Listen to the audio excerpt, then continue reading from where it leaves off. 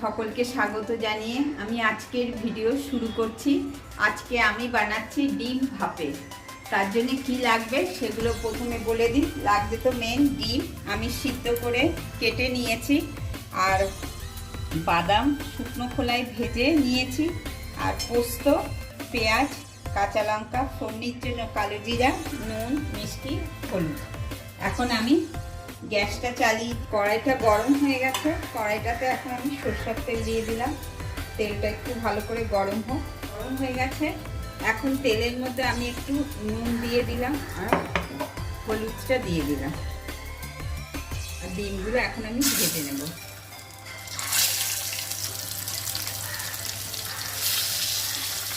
ডিমগুলো উল্টিয়ে দিই। ডিমগুলো এখন আমার ভাজা হয়ে গেছে। এখন আমি তুলে নেব, এক এক করে সবগুলো তুলে নেব।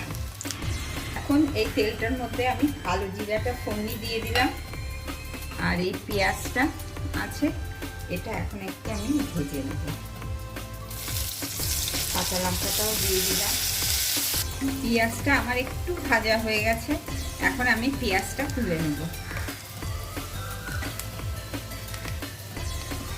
কড়াইটার মধ্যে আমি আরেকটু সরষের তেল দেবো। এই তেলটাই আমি আবার ভাপের মধ্যে দেব।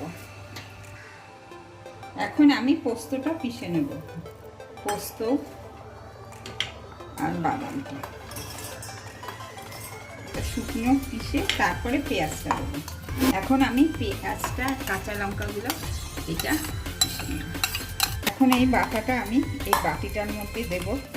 এখন আমি এটা স্টিমে দেব। এখন পেস্টটা আমার দেওয়া হয়ে গেছে। এখন আমি মিক্সার ধোয়া জলটাও দিয়ে দিয়েছি। এখন আমি পরিমাণ মতো নুনটা দিয়ে দিলাম, একটু মিষ্টি দিয়ে দিলাম, আর এই ডিমগুলো এখন এর মধ্যে কষিয়ে দেবো সব।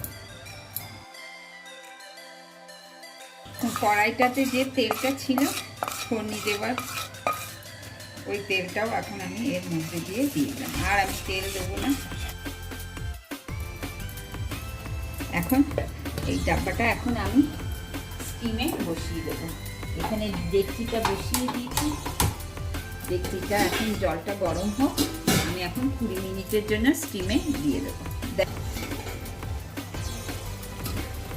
ফুটতে চালু করে দিয়েছে, স্টিম হতে চালু করেছে। এখন আমি এই ডাব্বাটা বসিয়ে দিলাম।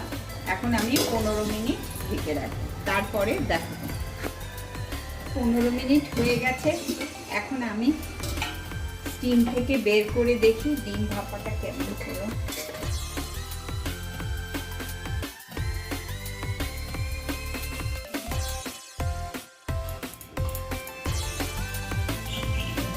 এইভাবে হয়ে গেল আমার ডিম ভাপা।